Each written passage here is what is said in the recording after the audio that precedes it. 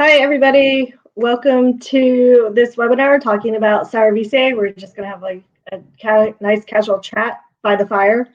My name is Molly. I am the East Coast sales representative for Lallemand Brewing.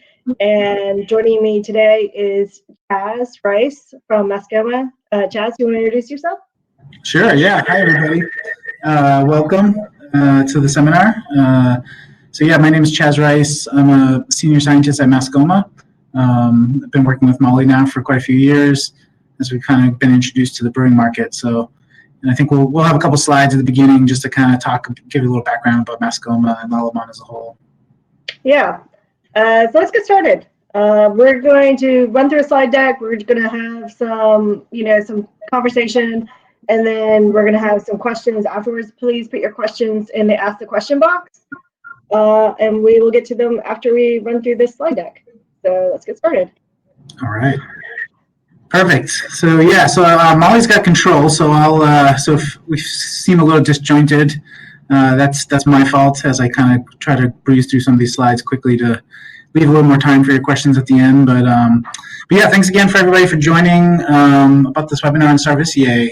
It's one of Lallemand's kind of newer, more innovative products for sour beer production over the past few years, which they've had quite a few come out that have all been really great. And even though this product has been on the market now for about a year or so, we figured this is kind of a good time to talk about, get some various questions from people and kind of share some of the learnings that we've had over the commercialization of this product. Because not surprisingly, these craft brewers are finding kind of new and innovative ways to use the product. So we thought it would be good to kind of share some of that experience. Jumping in just real quick to kind of give a little background about Lallemand and Mascoma. For those of you who don't know, Lallemand is a global microbial sales manufacturing company found in a number of different countries in a number of different industries. They offer yeast bacterial products to a myriad of industries ranging from baking, animal nutrition, probiotics, biofuels, plant care, specialty cultures. But of course, what we're interested in here is some of the fermentation microorganisms that are offered for wine distilling, brewing. As you know, Molly is a technical sales rep for Lallemand Brewing. I myself am a scientist at Mascoma, which, in case you're wondering about Mascoma, we were founded in 2006. We're nestled up in the upper valley of Lebanon, New Hampshire, right down the road from Dartmouth College. We're about 2 hours north of Boston, 3 hours south of Montreal. We're about 30 seconds from the Vermont border, so we're kind of right up against the Connecticut River. If you go to the next slide. So Mascoma was originally founded in the hopes of kind of piloting innovation for the ethanol industries. Particularly, our initial focus was cellulosic starch ethanol industries. We were acquired in 2014 by Lallemand. At the time, we were they were a manufacturing sales partner for some of our products for the biofuels industry. They acquired us 2014 to be part of kind of their core R&D facility with a number of other facilities that they have across the world. And we've continued to expand our efforts into biofuel industries, but we've also since then been able to lend some of our expertise in strain developments for other industries, in particular some of the non-biofuel products, with Sourvisiae being one of them for the brewing project in particular. So just kind of give you a brief overview of the chat. We're going to touch a little bit on what it takes to kind of create new yeast for some of these yeast providers, particularly bioengineering, which is what we're interested in with Sourvisiae. Give a little background there, and then dive into what is Sourvisiae. What is it? How to use it? What have we learned over the course of the past year or so? So briefly, there are a number of ways that yeast producers can generate biodiversity in order to kind of offer new products for the industry. I mean, one of the oldest and most common ways is simply organism discovery, something that is especially exciting over the past few years with bioprospecting, with the Kvike craze, in particular, Lallemand's new release of the Philly Sour product, which was a Lactantia organism discovered by the University of Sciences in Philadelphia. But generally the idea is you isolate organisms from various ecosystems and kind of identify their brewing capabilities, looking for new novel traits that might be interesting. Some of the more direct approaches, you can use our classical genetics, which, there's a number of methods there, but basically the idea is you're generating, diversity of a population and then screening. So whether you're using mating or hybridization or mutagenesis, you're basically sort of looking for kind of new and novel traits within a particular species. And we can touch a little bit on that in a minute. But then, of course, there's genetic engineering, which is what we're kind of interested in, which is a little bit more of a direct modification, which kind of allows for, enhancing current traits or maybe looking for completely new novel traits. There's a couple different ways to do that as well. So as I mentioned with classical genetics, not to dive into all this, but we wanted to kind of put it on the screen, and we can share these slides with you as well for those who are interested in learning more. Yeah. But there are a number of ways that we can create genetic diversity. But basically, in all cases, what you're essentially doing is you're doing a little DNA shuffling within a particular strain or amongst similar species. And then you're doing numerous rounds of screening and looking for new traits. So, of course, there are many benefits to this. These new products are not considered to be genetically engineered, so they're kind of quicker to the market, no regulatory issues. Some markets are generally more accepting of these type of products. You get a nice large array of phenotypes. But, of course, with the large array, you kind of need a lot of screening, a lot of high throughput capability. The modifications aren't precise, so you might get a benefit for one thing, but then kind of lose or not have a benefit for another. So there's a lot of pros and cons to these methods. Whereas, kind of briefly with genetic engineering, the process is a little more of a direct kind of focus on a particular trait or gene or pathway. So it allows you kind of do more of a direct integration of a particular gene that you might be interested in, where you can enhance or you can downregulate particular genes too of a pathway if you want to remove off flavors or things like that. Benefits, it's extremely fast, you kind of more direct, but some of the challenges are, that it's regulatory issues and sort of consumer perception could be an issue. So yeah, and really bioengineered food products, are omnipresent in everyday life. I mean, I guarantee you, if you've eaten breakfast, you've probably had some sort of bioengineered ingredient today. Most of the world's cash crops are bioengineered in some way, and therefore any of the processed by or co-products are also considered bioengineered ingredients. And these crops are used for animal feed, but also there's been a huge uptick in kind of the advent of bioengineered farm-raised meat products as well. And then microorganisms are universal in terms of pharmaceutical production, enzyme production, chemicals. And then as we've seen in the last couple of years here now, maybe expanding into some of these other direct food industries. And it's interesting to note, I think, when you kind of look at this, you sort of see that, a lot of these products have been on the market for, decades, 30 plus years. So it's interesting to see how I think some of this anti-GMO paradigm has kind of shifted a bit, because really there's a lot more scientific evidence and proof that these organisms really don't represent a significant health or environmental concern. That they're kind of some of the most well-studied organisms in human history, because they've been put under this microscope, rightfully so. And generally the consensus that these organisms don't provide any less safety than sort of non-GE type foods. So I think that's kind of what has got, the brewing market in particular with some of the microorganisms more involved. And you'd be interested, as you can see here, that there's actually been a number of bioengineered brewing yeasts that have been in the market for a couple decades. Obviously not probably very well known or very well used, but nonetheless, organisms that have received regulatory approval and maybe in some capacity have been utilized. So, we like to say, Sourvisiae is one of the first ones out there, but in reality, there's actually been quite a few. And when we talk about regulatory, I think, one thing we want to just touch on briefly is that, when we're talking about regulatory, we're really oftentimes referring to what is called a GRAS notification, or generally recognized as safe. It's a dossier that we put together that's reviewed by the Food and Drug Administration. So it's important that these GRAS dossiers require really an extensive evaluation description of how this product is developed, how it will be manufactured, how it's going to be used. We have to provide evaluations of any by or co-products.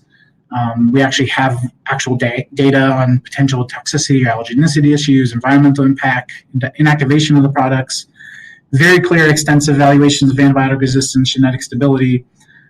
These dossiers for us often take months to generate because of the extensive data we're putting in there. And then FDA generally takes 6, 12, 18 months sometimes to review them. So it's definitely an intense process, right? And it should be for these type of products. And the one thing we wanted to kind of mention as well in lieu of the regulatory stuff is that a question that we get a lot is how does this affect labeling laws with people using products like Sourvisiae for beer production. One thing that's sort of interesting is in the U.S. there's some new laws coming into effect over the past year or two that are requiring food manufacturers to label their products if they've used bioengineered ingredients in this, what they call this NBFD standard. But actually in that standard itself, in which we've gone through and talked to some of these agencies, is that for beer and distilling wine products, that actually they're exempt from this labeling standard as of now. Doesn't mean things won't change, obviously, but because labeling is actually controlled by the Federal Alcohol Administration Act, that for the most part, labeling using bioengineered ingredients is not required. But it does prevent you from using organic labeling, which is important to note because we have gotten that question a little bit, that if you use bioengineered ingredients of any kind, you're not allowed to use organic labeling laws. But as you can see in the slide, we actually put a couple links on there that I think are interesting reads to kind of see what these standards actually sort of incorporate. Path forward, I think, for bioengineered brewing yeast, to say the least, they offer kind of a new and exciting opportunity for the brewing industry as a way to kind of quickly generate, new products that can target improved processing cost savings for the brewer, more consistent results, which is oftentimes the number one thing when I ask brewers what do they want in a yeast product, they say consistency. This is kind of what led us to products like Sourvisiae, for example. But I think it's important for us to continue to educate people on the safe use of bioengineered organisms, but also continue to force these companies who generate these products to continue to push them for a high standard, to that health and environmental safety are kind of our top priorities. So it's something we as Lallemand and Mascoma take very, very seriously when we kind of introduce these products. So I guess, so that kind of leads us into our work with Sourvisiae as we kind of get into the more interesting topics, I guess, is that, at the time we started in 2018, around 2017, we started working with the brewing groups on kind of some new innovative projects. And this was around the sour boom was kind of taking place. And we kind of saw that, the sour beer market wanted to really, be able to increase their production capabilities for wider distribution with some of the more popular styles out there that were coming out. And so we kind of looked at that and said, this is the way that sour beer is produced, whether it's wild fermentations, kettle souring, just simple lactic additions. But, the pros and cons to each one of these methods is that, overall it just made it a little bit more costly, a little bit more difficult to kind of scale up. Was kind of the main thing. And then also consistency was kind of a major issue as you start working with bacteria and wild organisms. Yeah, and Chaz, like you guys at Mascoma, a big group of you are homebrewers yourselves. So it was really fun to go over there and see you guys and your brewing equipment, your homebrew equipment, and just like geek out on, the knowledge that you guys have and putting that knowledge into just some creative aspects of bioengineering. Yeah, there's definitely no shortage of ideas that people have relayed to me in terms of like products for brewing because, like you said, we love home brewing. We actually have a lab here called the Lab Brewtory that is, dedicated to just doing different brewing type of tasting studies, things like that. And actually Sourvisiae is a perfect example of a product that, was brought up by someone who wasn't even in the project at the time.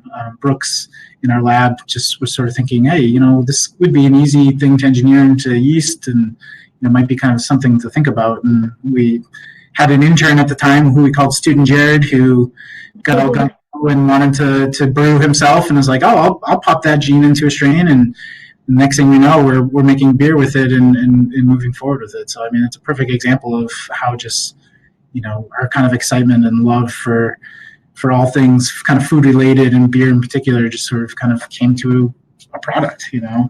Yeah. So yeah. So going with that, you guys looked at commercial lactic levels for different sour beers, right? Yeah, that's kind of how we started getting into this. Is like, okay, if we're going to engineer a strain, what do we target? So my favorite experiment that we've ever done is we went to the store, bought a whole bunch of sour beers, used 1 mil to do HPLC, and then disposed of the rest. And kind of saw, not surprisingly, when you look at the industry, there's various levels of commercial or lactic levels in commercial beers, right? Which kind of parlays into the perceived sourness effect. So, we looked at that and said, okay, it's going to be tough for us to build one strain that meets all these requirements of all these different recipes and processes. So we decided to kind of go with a strain that produces, pretty high lactic levels, that it just gives brewers more flexibility. So that's what we were looking for. And so kind of jumping into exactly what Sourvisiae is, as I mentioned, it's a pretty simply engineered organism. It's bioengineered. It produces lactic acid simultaneously with ethanol. We introduced this gene from a food microorganism, this lactate dehydrogenase gene, or what we call LDH, and kind of overexpressed it in our yeast. And you can see it basically kind of competes a little bit with the ethanol pathway. So some of the byproducts of glycolysis, which typically goes towards ethanol, a little bit of that goes towards lactic acid. So that's what enables us to kind of co-produce lactic and ethanol in primary fermentation. So and this is just some lab data, which kind of shows how the ethanol and lactic are sort of co-produced at the same time, and also comparing it to the parent strain, which is an ale yeast. You can see the fermentation time is pretty similar. So that's another benefit to using Sourvisiae, is that compared to organisms like wild yeast in particular, which have become more prominent in terms of looking at sort of co-production, they're definitely a little bit slower, but much faster than maybe a wild fermentation is for sure. But Sourvisiae is a few days faster. And it produces much higher lactic. So depending on the style that you're looking for, if you're looking for kind of a cleaner, sour beer, and you want to do it quickly and you want to do it all in primary fermentation, it's kind of a nice option to have out there. Yeah. But then, of course, that's lab data. So, once we generated that, got some people that were interested, we actually went into doing some commercial trials with it. Yeah, that's when you kind of wrote us into the brewing team, and we reached out to some different breweries, 16 total, or 12 different breweries with doing 16 different trials. And the results came back that, everybody was really pleased at it, really pleased with the ease of use, the consistency, but also, the lactic levels being produced and the flavors.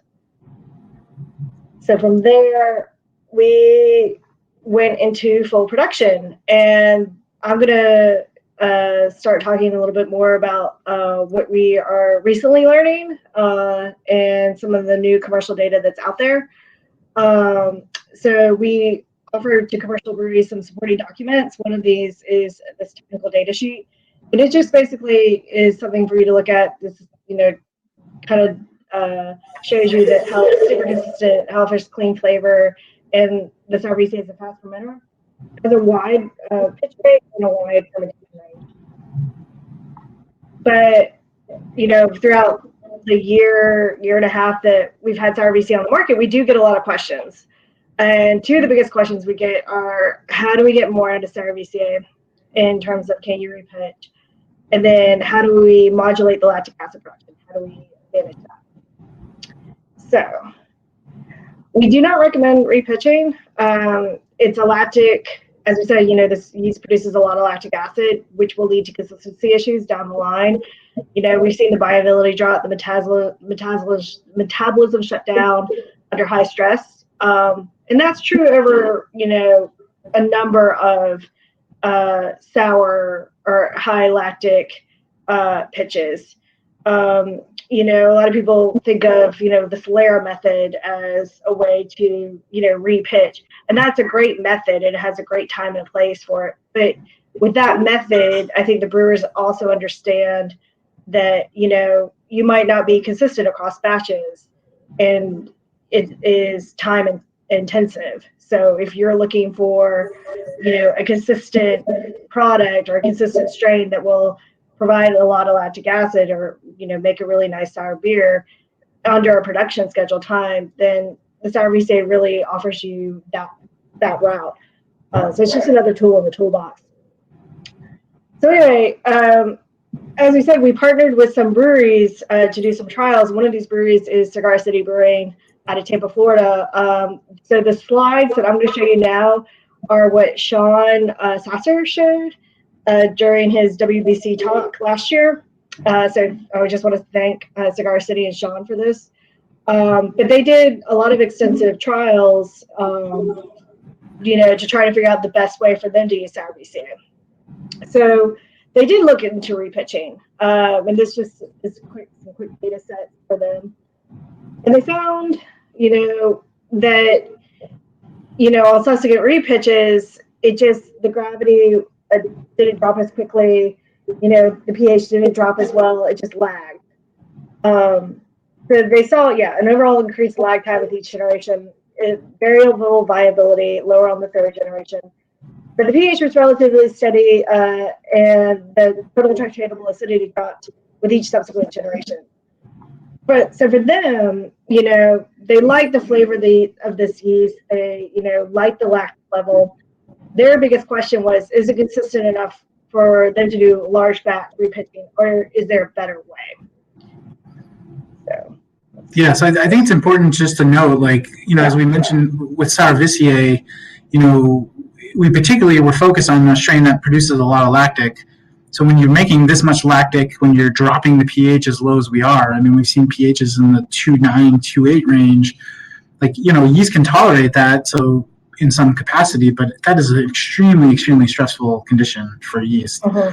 So I think, Molly's point of typical sour production, even when you're using kettle sour, for example, where the lactic concentrations are maybe half or even less than what you see with Sourvisiae, the pH is also, a little bit higher too. So, but in that case, even still, the yeast is not quite as amenable to repitching. So, I think that's what we've battled a little bit here with Sourvisiae, is that it's an ale yeast, so people want to treat it like an ale yeast. But I think just the way that the amount of acid that it's producing, I think that's sort of part of the problem with the strain, and being able to repitch it consistently, I think. Right. So along with that, and I'm glad you touched on the difference between pH and total acidity there, Chaz. Cigar City had a set of questions for them to try to figure out how to scale this up to 120 barrels, their lactic acid targets, their total titratable acidity targets, and how they can make it work without, slowing down production. But we're going to pause here because I want to talk about what is titratable acidity. Some of brewers may know what this is. A lot of people don't know. A lot of people don't know how easy it is to do. So I like to put up a weather analogy, if I may. So if your pH is like the weather on the back of, let's say, USA Today, where it's just generally, it might rain in the west and, snow in the east type of thing, then your total titratable acidity is the specific weather in your local area.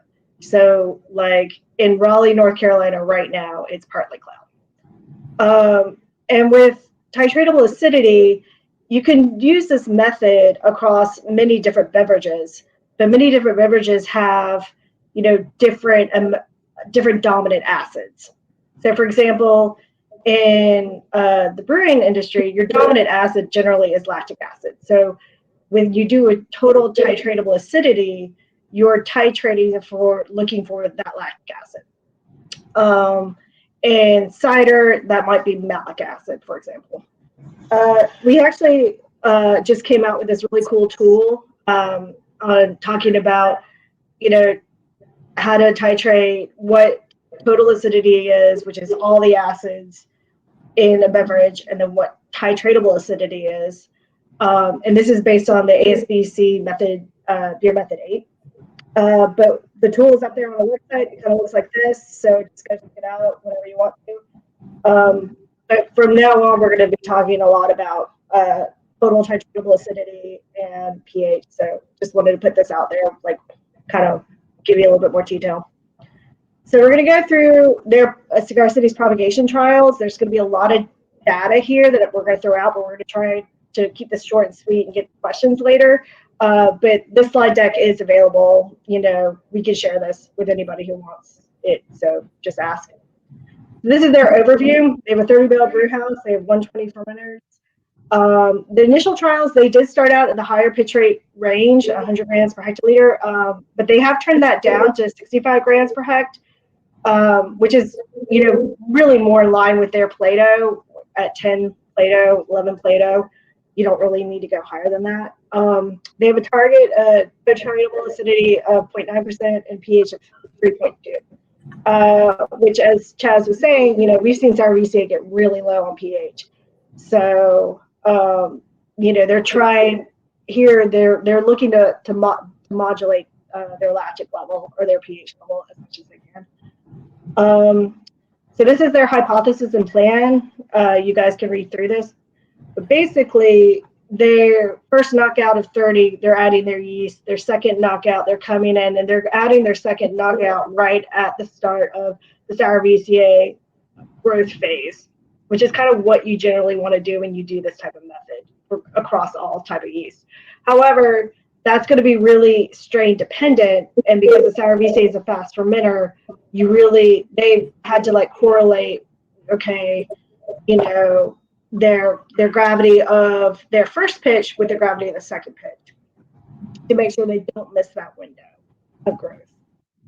So here are first trial results for pH and gravity. They did this trial a couple times, and we'll show you those results too.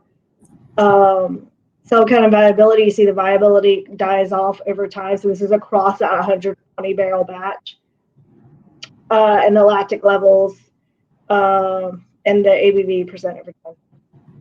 So they've done this over more recently over 10 batches.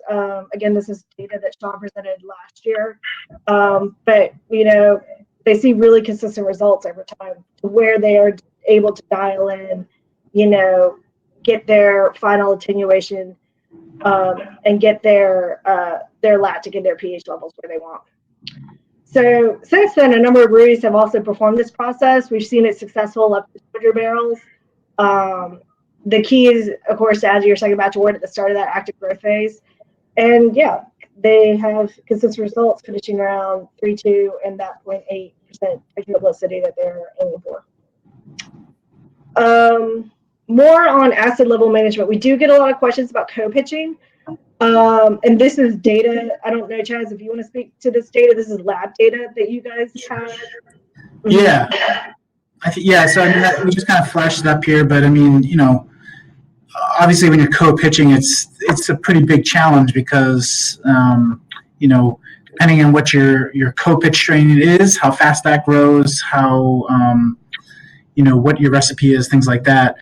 The point we're trying to show here is that you can't just expect to kind of modulate your lactic levels based on the direct ratio. So if you know Sourvisiae produces, you know, a certain concentration of lactic or a certain TTA, you can't just say, oh, if I do 50-50, I'll get half of that, because it really depends on sort of your co-fermenting strain. And oftentimes, because Sourvisiae is producing lactic simultaneously, it is maybe, you know, 20% slower growth than a typical ale yeast. So you have to kind of take that in consideration when you're sort of pitching. So if you do 50-50, as you can see in this data here, you don't get half of the lactic acid. You actually get, you know, more like 2/3 or a third of the lactic acid. So I think that's just something that we say co-pitching is certainly possible, but it's more challenging because you kind of have to do a little more experimentation, I think, more than anything. We can't just suggest a perfect ratio, and that's going to work for everybody because their recipe, the age of their yeast, the viability of there's so many things that kind of go into consideration there. Your tank geometry, there's a bunch of stuff. So trial and error, you can't do it, but just be aware that it might just require some trial and error. We do recommend blending as another alternative, and that's just, where you can blend back post-fermentation, and if you want to target like a really precise pH or lactic level, and you can also carry your results there in terms of flavor. Yeah, that seems to be that seems to be kind of the most common method, I think, that brewers come up with if they're looking to really dial back. If they're doing like a lower, sort of sour, like a Gosa or Berliner, I think it seems like for the most part, if I'm correct me if I'm wrong, but it seems like that seems to be the preferred method so far, because it just allows them to kind of really dial in the lactic. Yeah. Some key takeaways. Just for Sourvisiae in general. It offers consistent and fast fermentations. During the fermentations, some of the carbon is shifted away from ethanol production to lactic production. And it will create lactic acid across all sugar sources. So, really can't, modulate the lactic production with your mash temperature, for example. But going back to the fermentation where the carbon is shifted away, that will impact, it can impact your gravity reading. Chaz, do you want to talk about that a little bit? Yeah, that's good. It's a good point, because I think, it's fairly well known that, when you add acid to a solution, water, it sort of changes the density of your solution. And typically with most sours, your lactic concentrations are low enough that it really doesn't play a huge role in your kind of gravity readings. But with Sourvisiae being such a high concentration of lactic, it can technically throw off the density of your wort a bit. So it's something we've gotten a lot of questions for brewers, like, well, I measured my gravity and it's much higher than I expected it to be, even though we measured ethanol or alcohol in our Anton bar system, and it's what we should have, but our gravity readings would suggest something else. So it's just something, depending on how you're monitoring the sugar concentrations, it can be off a little bit. Hygrometer in particular can be off, kind of the most misleading, because your density is kind of changed. So it might look like you have more sugars there, but it's actually the lactic that has sort of changed the density overall. This strain is hop resistant, so dry hopping fruit additions are okay. And the Brewhouse propagation method, that's recommended for larger batch brewing. And if you just want to get more life out of the yeast in a way that repicking is not recommended. Going back to so you want to use the Sourvisiae for the first time. We get this question a lot. My best advice, what I generally tell people, is ferment with it alone. Because the flavor and lactic acid perception is different from what you see with bacteria kettle sour beers. We get a lot of notes back from brewers saying it's more balanced, it's more of a neutral lactic perception, which makes a great base for fruit and hop additions. But so in order to really see, that pH of 3, that might be really scary, but it will taste different than a pH of 3 in a kettle sour beer. So that's just something to keep in mind. It's definitely one of the pros. It's one of the pros and one of the cons to Sourvisiae, right? It's not going to give you that wild fermentation flavor that some people maybe want, and some people want that because they want the nuance, they want more esters, they want, and Sourvisiae doesn't really do that. It doesn't produce the same type of things that a Brett or a Lactobacillus or Pediococcus might produce, which might be desirable. So you don't get any THP or off flavors in some cases, which kettle souring can be known for. So it kind of really depends on what you're looking for. And in my opinion, and Molly and I have been lucky enough to kind of go to some of the breweries that have used these Sourvisiae for different styles.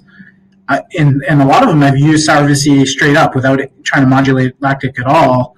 And it really, I think, just to highlight, it really accentuates and works well with fruit additions and hop additions. So, Yeah. I mean, some of the best beers I've had have been with Sourvisiae, like a New England IPA, sour New England IPA.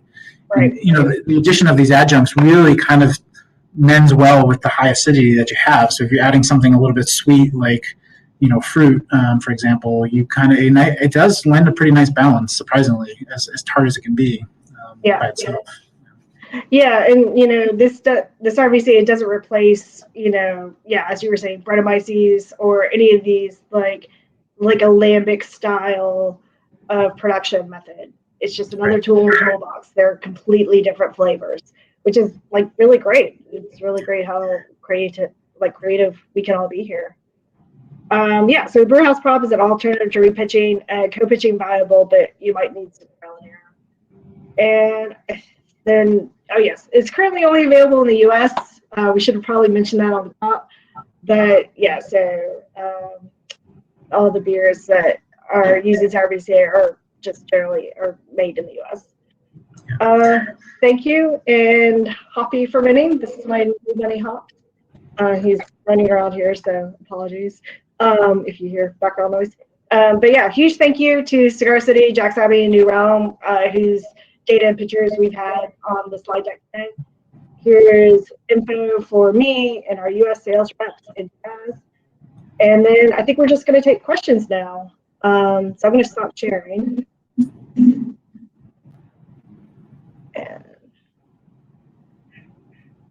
All right, thank you, Molly. yay! I can see you now. Very disarming not being able to see. Yeah, I'm very jealous of your background too. Yeah. Okay, so let's see. Questions. We have 2 questions. So there's a lot of hesitancy with home brewing and traditional sours because of the risk of infection in future brewing sessions. In fact, it's a common practice to have a whole extra set of equipment for sours. Does this yeast address that concern? Great question. So this is, it's like a normal yeast. It will kill like a normal yeast. So you're able to run it through your canning lines, all of that, which, you know, you are not able to do, or it's, you know, best practice not to using wild yeast in that sense. That are done through barrels or lambic style beers and things like that. Let's see. Yeah, I think that's important because, I mean, one of the biggest risks of contamination with some of these wild organisms is that they're very slow growers. So it's oftentimes very difficult to see them kind of early on in the fermentation process, and so they tend to kind of prop up, you know, later in fermentation, even sometimes just in the aging or bottling process. So, you know, Sourvisiae, you know, as we mentioned, it you know, in and of itself, because of the lactic levels that it produces, the viability drops pretty significantly, but it is amenable to any sort of treatment. So it's no more a possible contaminant than any of your ill yeast are. So whatever you do to typically sterilize or sanitize your conditions, if it takes care of your previous ale strain, it's going to do the same thing for Sourvisiae, and it's much less likely to kind of pop up. One thing we can also mention too, for particularly from the commercial side, is that there are some really easy QC protocols that we can share as well, because that's a question that we get oftentimes, or people worried about, you know, Sourvisiae getting into a separate batch and souring, you know, the wrong fermentation. And so there are some really easy QC protocols that we can share for plating methods, for PCR methods, that can identify Sourvisiae compared to any yeast out there. So that is an option. But we've yet to have any problems that I know of that you've shared, Molly, where people have had widespread contamination issues with this yeast, because if anything, like you said, with the repitching, it's actually more difficult to kind of get into a subsequent fermentation anyways. Yeah, and because it's a really fast fermenter, that kind of works in its favor too. Like it's just really, really quick. So when it gets to that terminal gravity, it kind of just like, all right, I'm gonna go for a nap now. Yeah. Yeah. So next question. Can you talk a little bit about nutrition requirements or what the host strain was, specifically when used in non-malt based fermentations, mead and cider? So nutrition requirements, I would add nutrition like you would any normal yeast. Just be careful of your original gravity, and I would say also, what your wort base is. So you might need extra nutrition. For cider and mead, we don't really have really good data from cider and mead makers that have used Sourvisiae, but if you guys have, please send it our way. We'd love to see it. Yeah. We've done a little cider making in the lab, and like you said, we've seen no more nutrient requirements than a basic yeast. The host strain that we've engineered into is sort of your typical kind of English strain. Kind of neutral flavored strain for that reason, and it performs very similarly in terms of fermentation characteristics as that strain, with the lactic addition obviously, but from a nutrient standpoint we don't see anything that requires a need for more nutrients. Let's see, do we have questions in the chat? I just want to see. So from Anthony, thank you. Well, we like that you love it. Use it as a Berliner and goes in sour IPA. Aren't sure if it's an actual sour IPA, so we've been tempted to blend it with another yeast of. I guess that's just up to you. I've had really great sour IPAs with it, but if and I've actually had, I think a lot of people when they think of IPAs too, they want that body with it. I've actually had really great beers that have had lactose with Sourvisiae. That New Realm beer, the picture was up earlier, is a Arnold Palmer inspired beer, so the tea lemonade. That was straight Sourvisiae, but they added lactose to it. And I honestly thought they blended it with another beer, but it had such a great body. That's why I thought it was blended. So like Sourvisiae doesn't ferment lactose, so that's another idea for how to get some body if you want that. But I think that's just all up to you guys. We've made a number of sour IPAs here just because we love them and they're not really super commercially available around here. But it's interesting, actually, the very first user of Sourvisiae when we first did trials, the first beer that they made was a sour New England IPA. And it was amazing. I think similar to what we said with the fruit addition sort of balances some of the acidity. I think similarly with dry hopping, it does the same thing in every sour IPA and to be fair, I guess a lot of them have been more of the New England style because of all the dry hopping that goes into it, have been super balanced, in my opinion. Really balances the acidity nicely. Yeah. And like anecdotally, I've had, we don't have any data on this. This is just anecdotally. But the beers that I've had with like Sourvisiae that I've kept in my fridge for 8 months or something. Sorry, just haven't drunk it. When I have come to drink them, I found that it was really, really shelf stable. Like the beer didn't taste oxidized. It didn't taste old.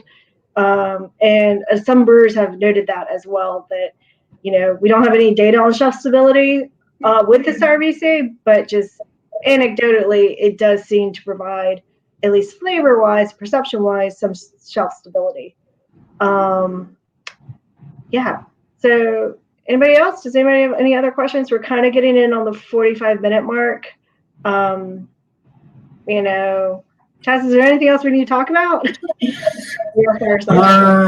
I would say, I don't know. I mean, obviously there are contacts available, so if anybody has any direct questions, just shoot either one of us a note. And we're also happy to work with breweries too. If they want to send samples to us, we can also measure things that they might be interested in measuring if they want more direct ethanol, ABV numbers, or sugars, or things like that.